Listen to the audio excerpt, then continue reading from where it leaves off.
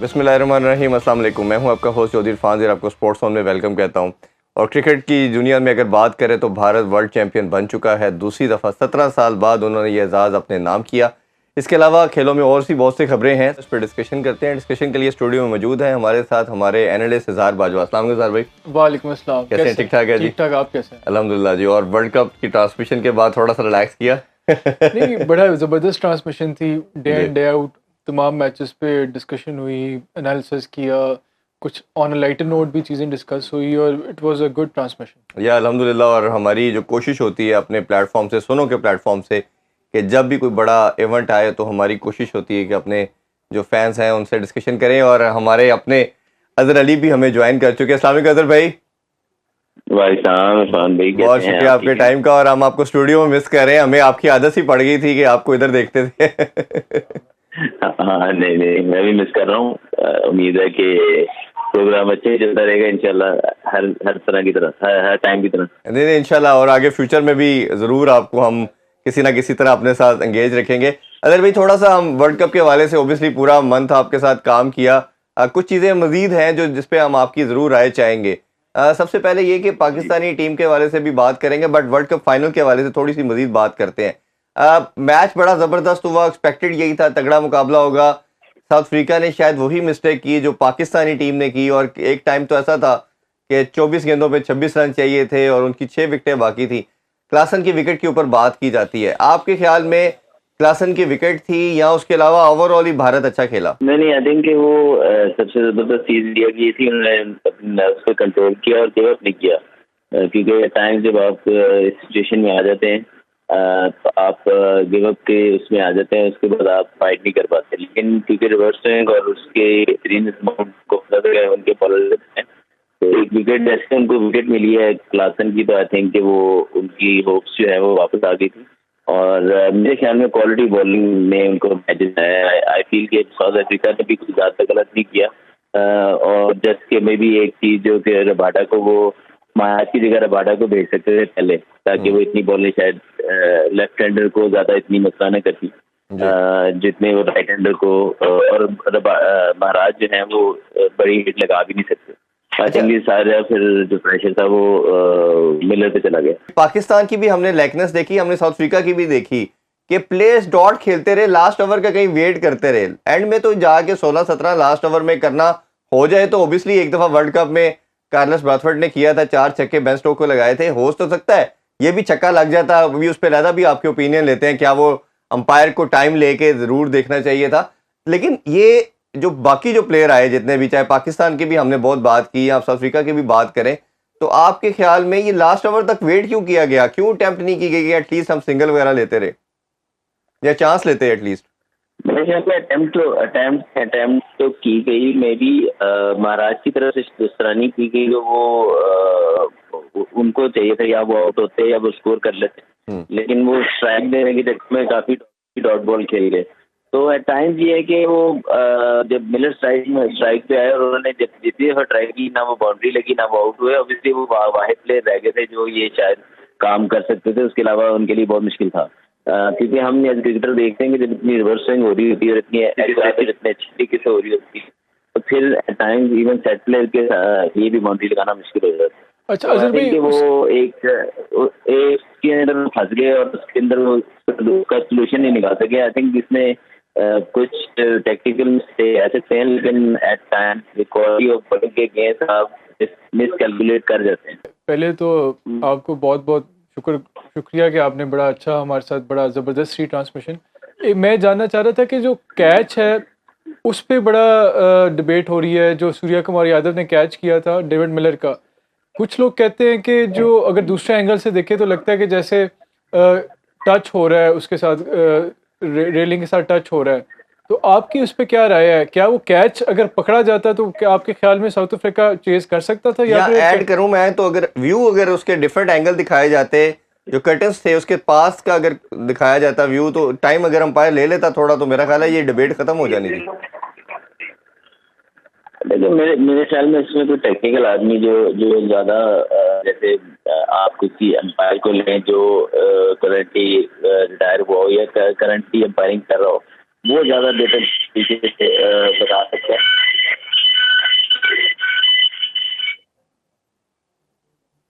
जी अजहर भाई, आप क्या हमें सुन पा रहे हैं?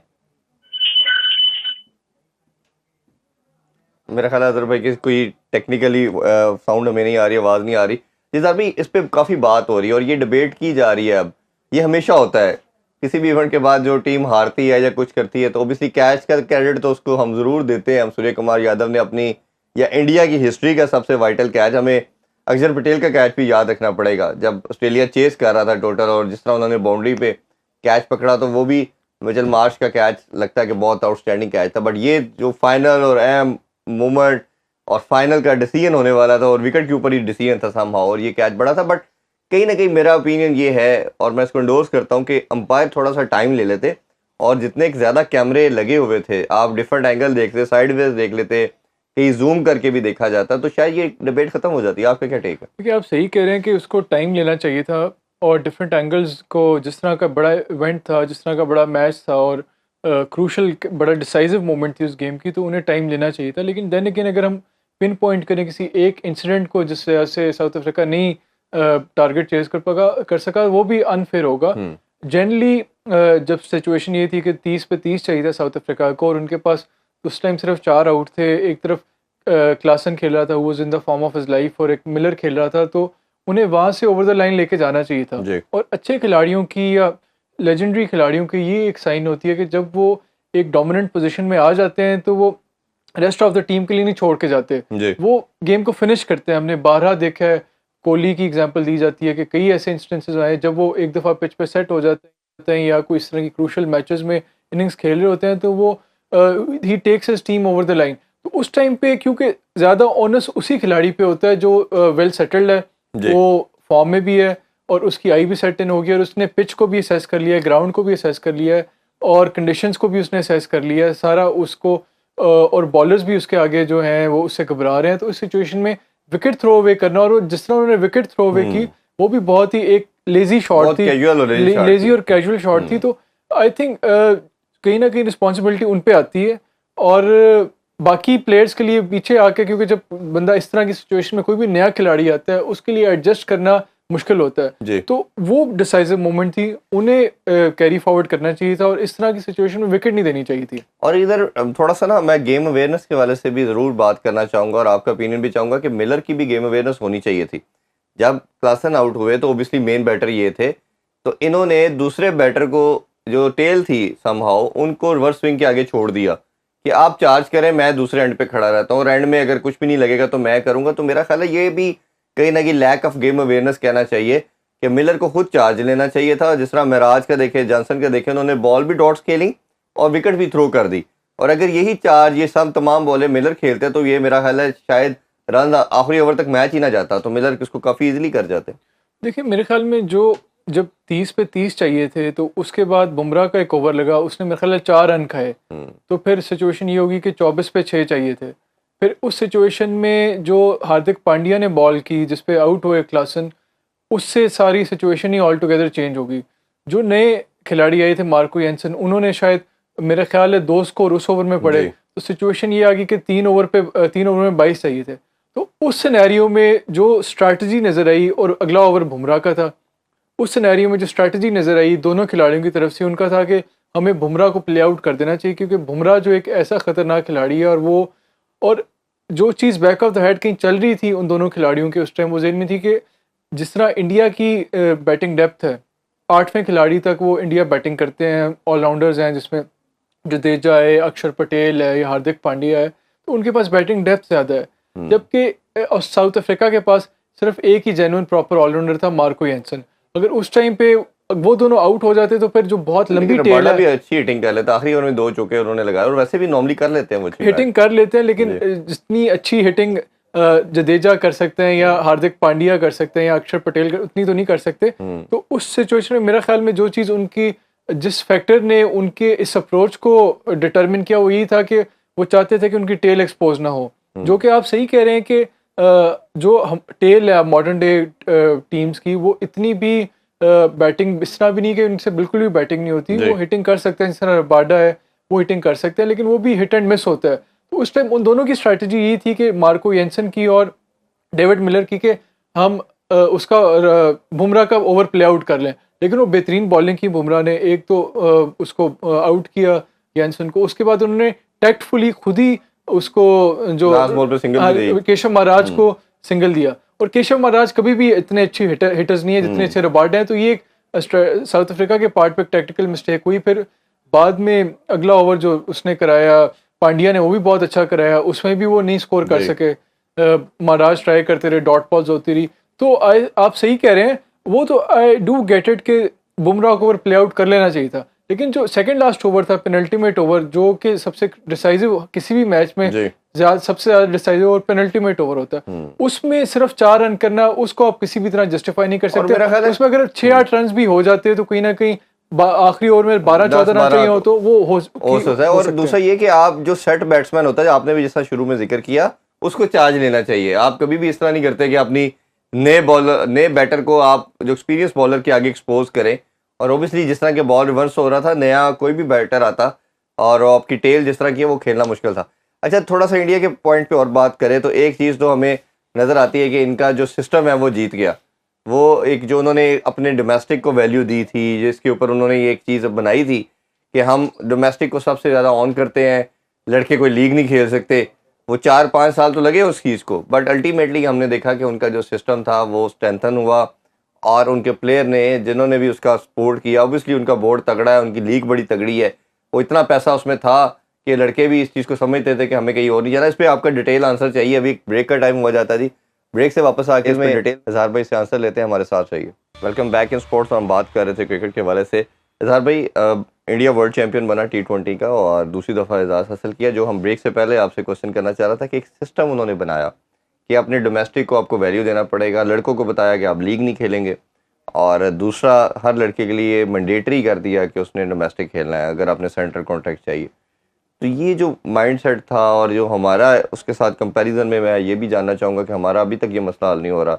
कल से ये न्यूज़ आ रही है कि फिक्स किया जा रहा है कि 2 से ज़्यादा लीग, ऑलरेडी है ये लॉ बना हुआ हमारा, बट अब कोई करेगा तो स्ट्रिक्ट एक्शन होगा, इस तरह की बातें। तो ये जो भारत की सक्सेस है, एक सिस्टम था जिसको फॉलो किया गया, बोर्ड ने इंडोर्स किया और रिजल्ट आपके सामने है। आप दुरुस्त कह रहे हैं। ख़ासतौर पे जब ये पाकिस्तान से T20 2022 में डिफीट हुई थी, वो भी इनके लिए एक बड़ी एक मोमेंट ऑफ वो थी, जब इन्होंने बड़ा क्वेश्चन मार्क रेज किए गए थे इनकी टीम पे भी। तो उसके बाद से इन्होंने काफ़ी कुछ अपनी गेम को इम्प्रूव किया, काफ़ी चीज़ों पे फोकस किया, और जो इनका सिस्टम है उसका जो आउटपुट है वो इनके 11 खिलाड़ी हैं।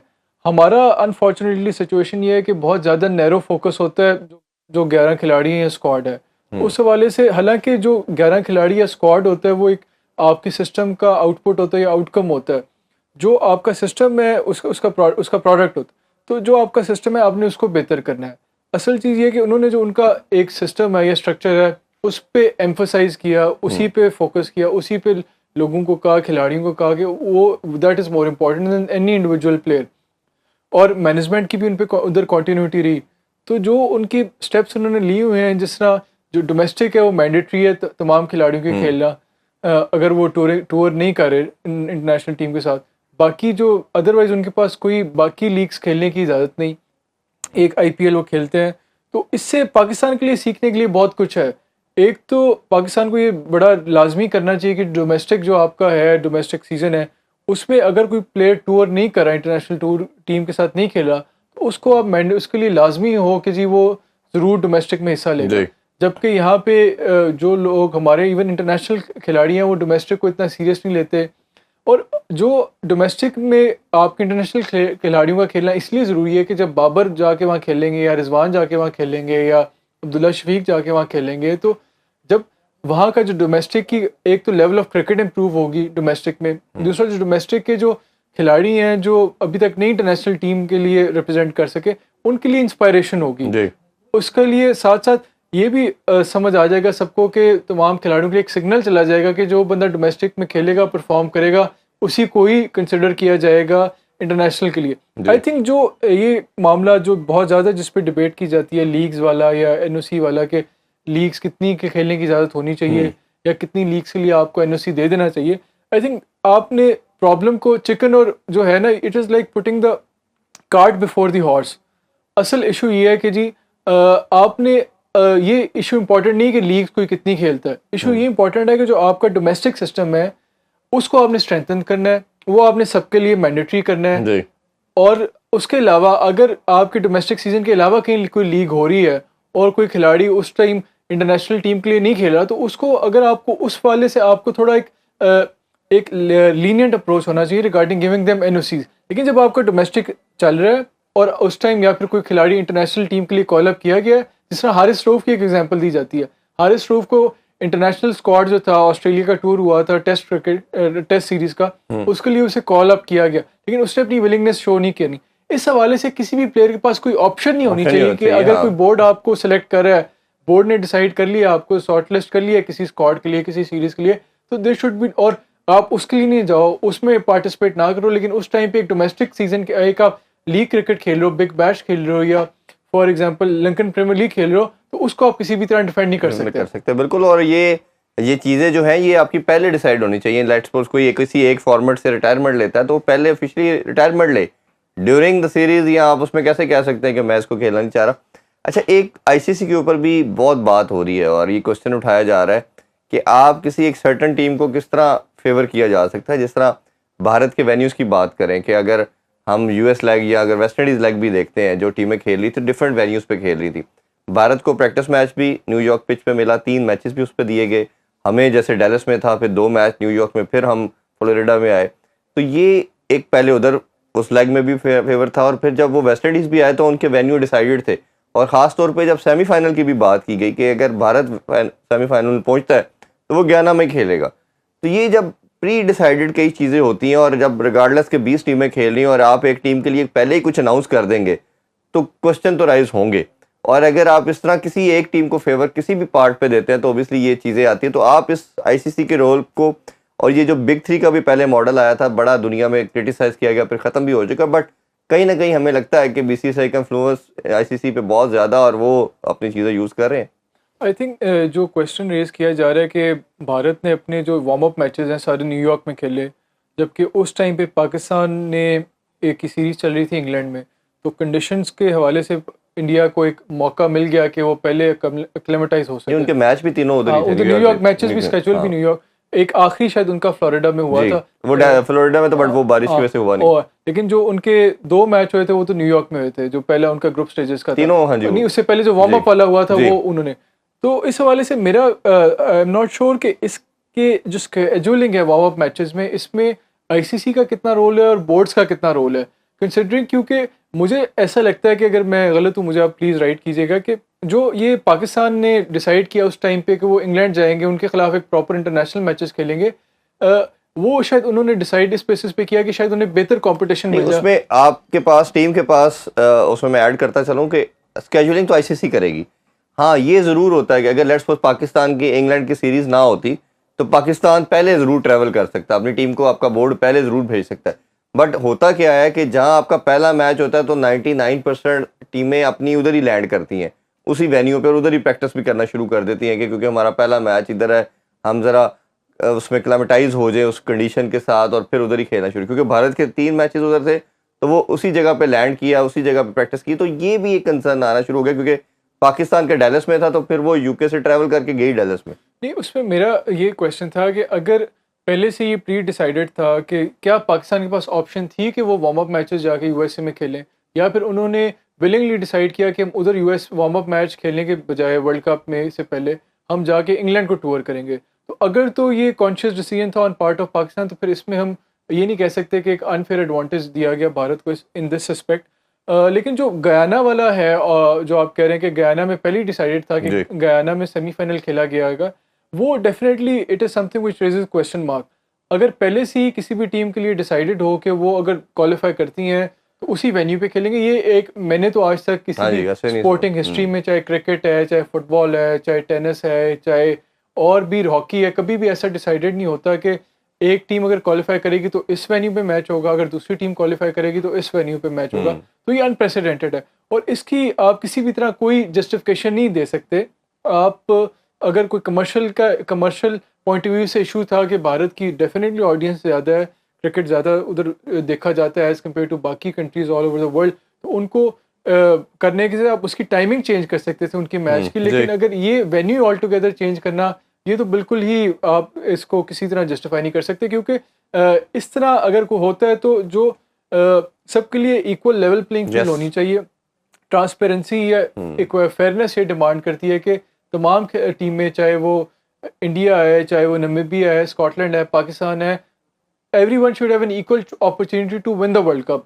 तो इस हवाले से अगर पहली ही टीम को पता होगा सेमीफाइनल में जाएंगे और उधर खेलेंगे, तो उस वजह से आप स्केजुलिंग कर स्क्वाड बेहतर उस हिसाब से पिक कर सकते हो। लेकिन देन अगेन सिर्फ एक फैक्टर की वजह से नहीं भारत जीता। नहीं वो तो बात ठीक है, वो क्रिकेट जितना उनकी जितनी बेहतरीन टीम है, हर एंगल से उनकी ऐसी टीम है which covers all basis, batsman top order बेहतरीन उनका, उसमें तो कोई डाउट नहीं है कि उन्होंने अच्छी क्रिकेट खेली, वो अनबीटन रहे, वो तो हम सब उसको एडमायर कर रहे हैं और उसको अप्रिशिएट करते हैं कि जो ब्रांड हमने तो कहा उनका सिस्टम जीता एक कर रहे थे। बट कहीं ना कहीं आईसीसी के पार्ट पे भी ये चीज़ आती है कि सबके लिए लेवल प्लेइंग फील्ड होनी चाहिए, सबके लिए इक्वल अपॉर्चुनिटी होनी चाहिए।